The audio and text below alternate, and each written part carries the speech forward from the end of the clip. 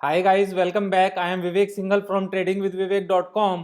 और आज की मेरी वीडियो है कि वो कौन से स्टॉक्स हैं जिसमें से जनरली मैं सिलेक्शन करता हूं अपने ट्रेडिंग के लिए। क्योंकि होता क्या है कि एनएससी पर बहुत सारे स्टॉक्स लिस्टेड हैं, लगभग 1500 से 1500 से ज़्यादा स्टॉक्स लिस्टेड हैं। तो उसमें से ये बड़ा मुश्किल होता है कि यार डेली बेसिस पर कौन कौन से स्टॉक्स को देखें और कौन कौन से स्टॉक्स को ना देखें।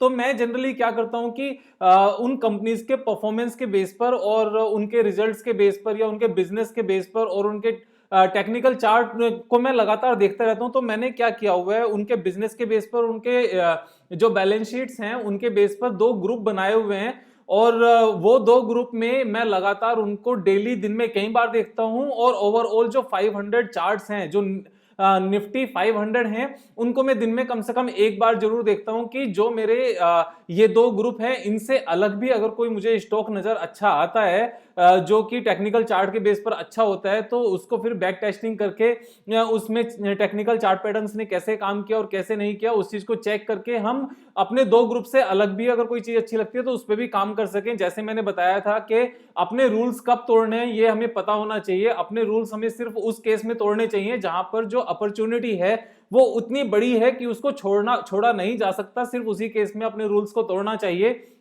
अदरवाइज मैंने अपने दो ग्रुप बनाए हुए हैं। जैसे मैंने लास्ट कल अपनी वीडियो में डिस्कस किया था कि मैं जनरली जो मेरे 70-80 कंपनीज हैं उन्हीं में से मैं अपने जो भी स्टॉक्स अच्छे लगते हैं खरीदने के लिए उसको खरीदता रहता हूं। फिर मेरा टारगेट यही होता है कि नेक्स्ट 6 मंथ्स में उसमें 15-20% गेन आ जाए। और वो 15-20% गेन आ जाए और या फिर उससे ज्यादा आ जाए, तो जितनी अपॉर्चुनिटी मुझे नजर आती है टारगेट हिट होने तक, वहां टारगेट हिट होने पर मैं उससे एग्जिट करता हूं और फिर दोबारा से इन्हीं में से किसी दूसरे स्टॉक में एंटर कर लेता हूं। तो ये मेरी स्विंग ट्रेडिंग का पार्ट होता है। यहां मेरा स्विंग ट्रेडिंग का मतलब ये कभी भी नहीं होता कि मैंने आज परचेज किया, कल निकाल दिया, या 2-3 दिन बाद निकाल दिया, 4 दिन बाद निकाल दिया। देखो, मुझे किसी भी स्टॉक में 20% से कम गेन लेना अच्छा नहीं लगता। तो जहां मुझे 20% से कम की अपॉर्चुनिटी नजर आती है किसी भी स्टॉक में, तो मैं उसमें एंट्री ही नहीं करता हूं। तो मेरा जो स्टॉक का सिलेक्शन होता है वो सबसे पहले होता है कि उसका बिजनेस सॉलिड बिजनेस होना चाहिए। वो या तो मार्केट लीडर होना चाहिए या ऊपर की जो टॉप 2-3 कंपनीज होती हैं अपने सेक्टर की उनमें से एक होनी चाहिए। और फ्यूचर बिजनेस ग्रोथ पोटेंशियल इतना ह्यूज होना चाहिए कि हमें पक्का पता हो कि ये मार्केट लीडर है इस सेक्टर की और ये मार्केट लीडर आने वाले टाइम में आगे ग्रो करेगा ही करेगा। उसके हमारे पास जेन्युइन लाइफ को लेकर समझने के रीजंस होने चाहिए। अब जैसे हम बाटा इंडिया की बात करें तो हमें सबको पता है जैसे जैसे प्रोस्पेरिटी बढ़ेगी वैसे वैसे जो जनरल पब्लिक है वो नॉर्मल ब्रांड से एक अच्छे ब्रांड की तरफ जाएगी, तो इनके बिजनेस बढ़ेंगे। पहले होता क्या था कि एक पेयर ऑफ शूज होता था, लेकिन आज की डेट में 3-3 4-4 शूज होते हैं। तो ये जो चेंज है लाइफस्टाइल का, उससे हमें पता चल जाता है कि आने वाले टाइम में किस तरह का बिजनेस होने वाला है। अगर हम एशियन पेंट की बात करें तो प्रोस्पेरिटी का इसके साथ सीधा सीधा लिंक है।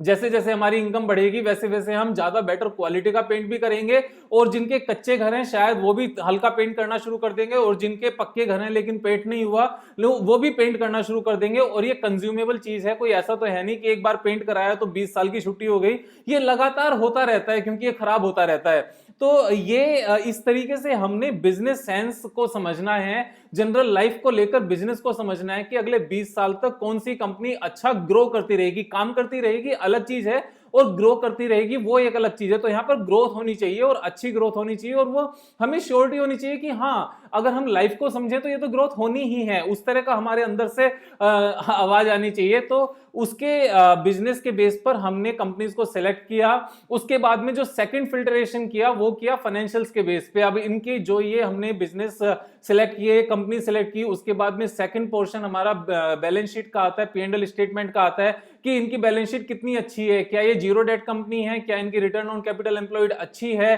क्या मैनेजमेंट का जो इसमें शेयर होल्डिंग है वो अच्छी है। और ये सब चीजें देखने के बाद में फिर अगर हमारी वहां पर सेटिस्फेक्शन होती है कि हाँ ये जीरो डेट है, मार्केट लीडर भी है, जीरो डेट भी है, और रिटर्न ऑन कैपिटल एम्प्लॉयड भी अच्छी है, पिछले 10 साल में इन्होंने अच्छी ग्रोथ भी दिखाई है, और आने वाला जो 10 साल है, आने वाले 20 साल है, वहां पर ग्रोथ पोटेंशियल है, क्योंकि हमने लाइफ को समझ के उस चीज को डिटरमिन कर लिया है। तो जब ये दो चीजें हो जाती आती हैं, तो उसके बाद में अगर हमारे पास यहाँ पर एक लिस्ट तैयार हो जाती है ना कि ये दो चीजें हमारी कंप्लीट होती हैं और ये 80 कंपनीज निकल के आती हैं जो हमारे ये दोनों पैरामीटर्स को कंप्लीट करती हैं, यानी कि बिजनेस ग्रोथ पोटेंशियल जो आने वाले टाइम में है उसको भी ये ओके करती हैं, और जो balance sheet and P&L statement है, जो कैश फ्लो स्टेटमेंट है, यहां पर भी ये खरी उतरती हैं। तो अब ये जो 70-80 कंपनीज हैं इनको डेली देखे जाओ, और इसमें जिसमें भी हमें टेक्निकल चार्ट की हेल्प से जहां पर भी हमें बाइंग नजर आए वहां पर बाइंग कर लें, और जहां पर भी फिर नेक्स्ट रेसिस्टेंस नजर आए वहां पर प्रॉफिट ले लें, और हम इस तरह से इस काम को करते चलें। तो इससे क्या होता है,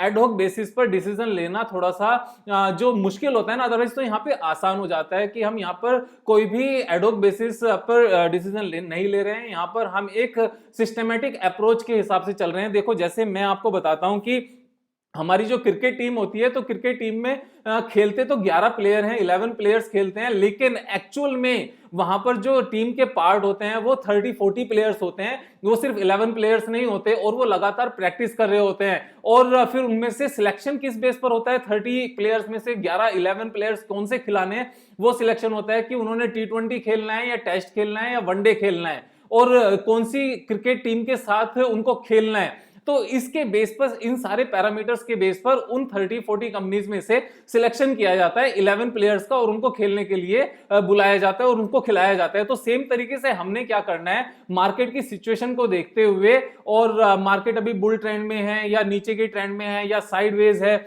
उसके हिसाब से जो ये मैंने 40 कंपनीज के 2 ग्रुप तैयार किए हैं, इसमें से कौन कौन से टेक्निकल्स अच्छे लग रहे हैं, तो कौन कौन से बेसिकली ये प्लेयर्स खेलने के लिए तैयार हैं टेक्निकल के बेसिस पर, तो वहां से हमें देखना है, और उन्हीं में से हमने फिर 12, 13, 14, 15 कंपनीज के अपना एक पोर्टफोलियो बनाकर चलना है। ऐसा नहीं कि 80 कंपनीज तो ये हैं, इनमें से बाहर से किसी को भी उठाया और किसी को भी हमने खिलाना शुरू कर दिया। देखो ऐसा नहीं करना चाहिए, क्योंकि क्रिकेट में भी ऐसा नहीं होता है। ऐसा नहीं है कि कल को किसी गली के लड़के ने, मतलब गली के लड़के से मतलब है कि किसी नए लड़के ने अच्छा खेलना शुरू कर दिया तो इमीडिएटली उसका सिलेक्शन हो जाएगा और इमीडिएटली जो वर्ल्ड कप होना है उसमें उसको रख लिया जाएगा। ऐसा नहीं होता, उसको फिर प्रोसेस में डाल दिया जाता है, उसको निगाह में रखा जाता है, उसको कंसिस्टेंटली देखा जाता है, और जो 30, 35, 40 जो टीम के प्लेयर्स हैं ना, उनमें से किसी एक को निकाला जाता है जिसकी परफॉर्मेंस खराब होती है और दूसरे को रखा जाता है। तो सेम चीज हमें यहां पर करनी चाहिए कि अगर हमारी 80 कंपनीज के 2 ग्रुप हैं, यानी कि 40-40 कंपनीज के 2 ग्रुप हैं,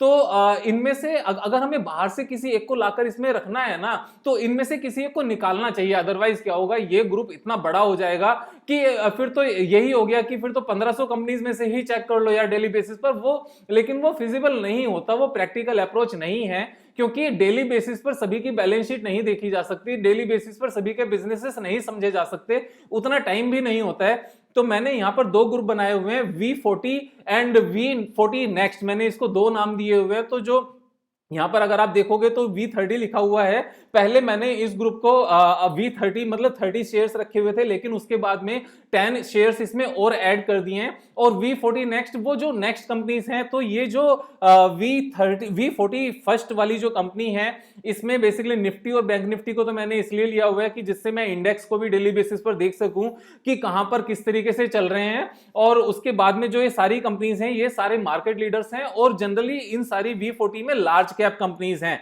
तो अगर हम इस लार्ज कैप कंपनीज को चेक करें, मैं इसकी लिस्ट जो V40 एंड V40 नेक्स्ट है वो डिस्क्रिप्शन बॉक्स में भी डाल दूंगा, लेकिन एक बार इसको गो थ्रू कर लेते हैं जिससे आपको थोड़ा सा आइडिया लग जाए कि मेरे इनको इसमें ऐड करने के रीजंस क्या हैं।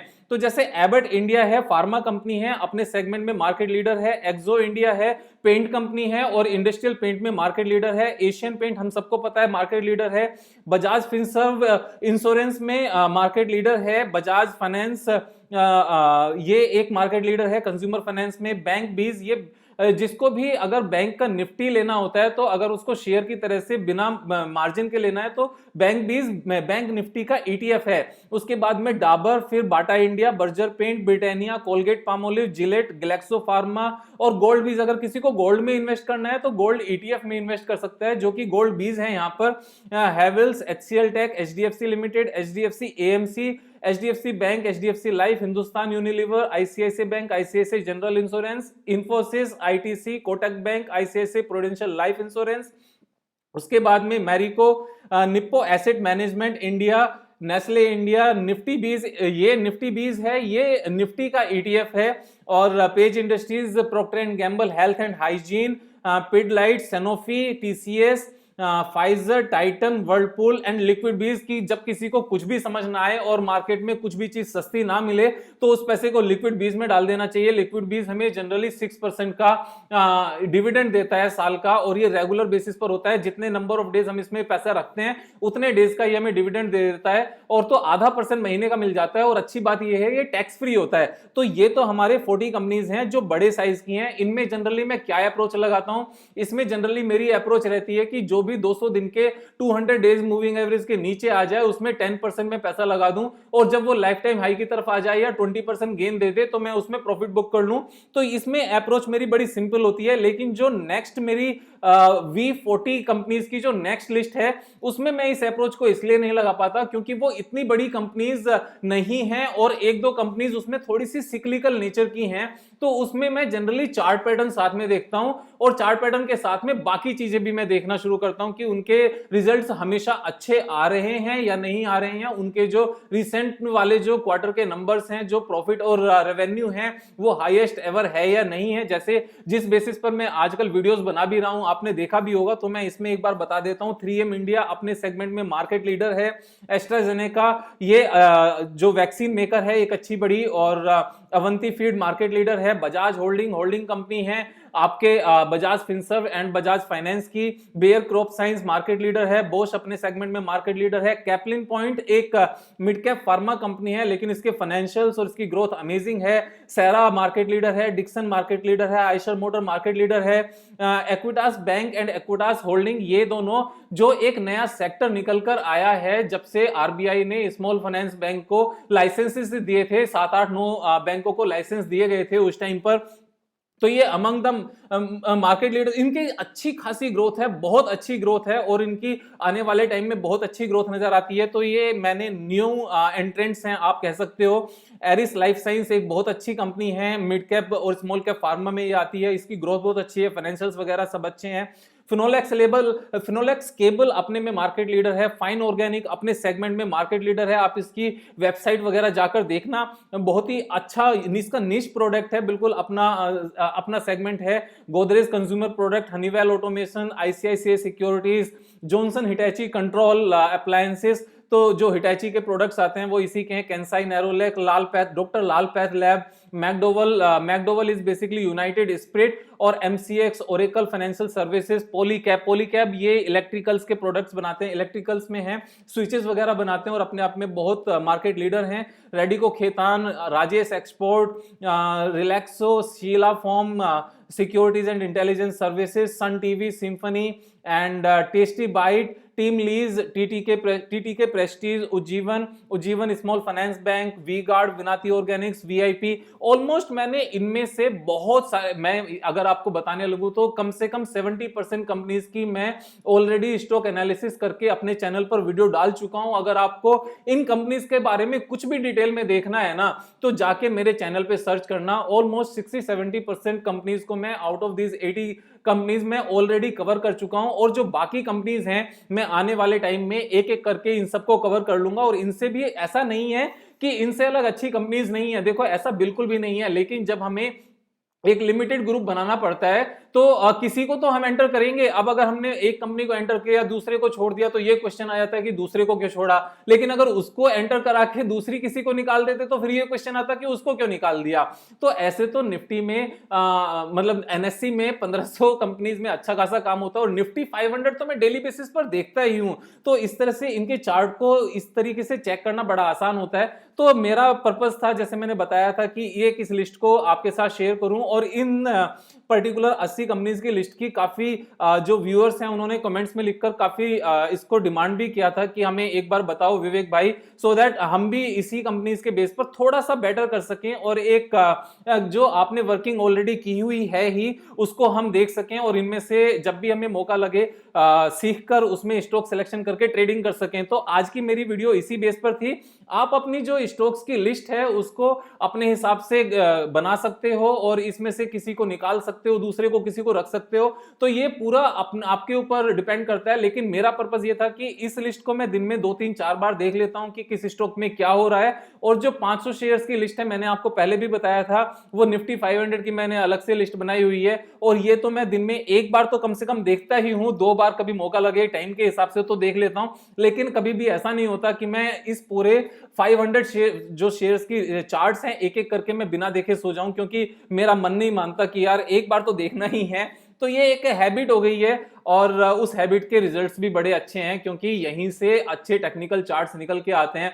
जैसे मैंने बैंक ऑफ बड़ौदा की एक वीडियो बनाई थी, पीएसयू बैंक्स की वीडियोस बनाई थी, तो वो टेक्निकल चार्ट्स यहीं से निकल कर आए थे। अदरवाइज जो वो सरकारी बैंक हैं, वो मेरी इन 80 कंपनीज की लिस्ट में कहीं भी नहीं है, ना तो नेक्स्ट V50 में है और ना ही नेक्स्ट V40 में है और ना ही V40 में है, तो दोनों में ही नहीं है। तो आप अपनी लिस्ट को अपने हिसाब से बना सकते हो। कल फिर मिलेंगे एक नई वीडियो के साथ ठीक 5 बजे, और दोस्तों के साथ शेयर कर लेना, उनको भी सब्सक्राइब करने के लिए बोलना, लाइक कर लेना। Thank you so much. I am Vivek Singhal from tradingwithvivek.com।